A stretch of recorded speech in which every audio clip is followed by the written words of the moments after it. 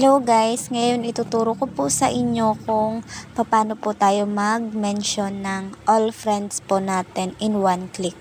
Siyempre po dapat po updated yung inyong Facebook app at pag okay na pumunta po kayo sa Facebook application at dito guys, try po natin mag-post po kahit ano pong post.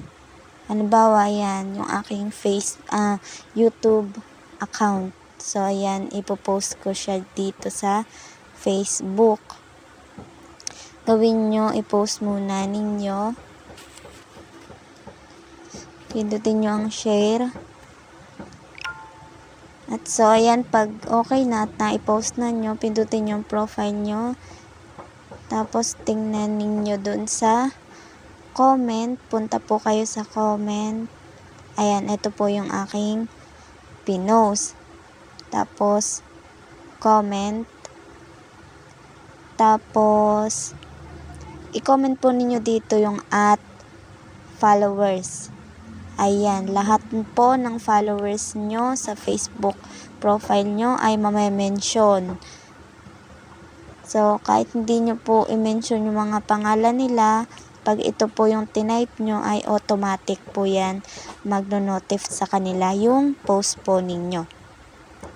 So, ngayon po yung @friends, pag type nyo po nito, wala po, hindi po nalabas. So, dito na lang po tayo sa followers, tapos sa highlight. Ayan, lahat po ng followers nyo ay mame-mention sa post po ninyo. In one click lang. Tapos, isend na po ninyo. So, ayan guys, okay na, may comment na dyan. Basta ang gawin nyo, mag-post muna bago mag-comment po sa post nyo. So ngayon guys, punta po tayo sa aking page dahil naka-follow po ako doon sa aking profile. So tingnan po natin kung na-mention ako dito. Kasi naka-follow ako sa aking profile. So ayan, ayan po yung ginamit ko sa pag-post yung aking profile. At dito po na-mention po ako. So guys, legit po talaga na pag yun po ang tinype nyo at followers, lahat po ng followers nyo magno-notif yung post po nyo sa kanila.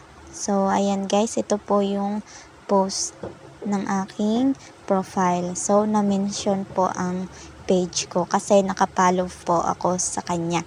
So ganun lang kadali guys, ganun lang po kabilis.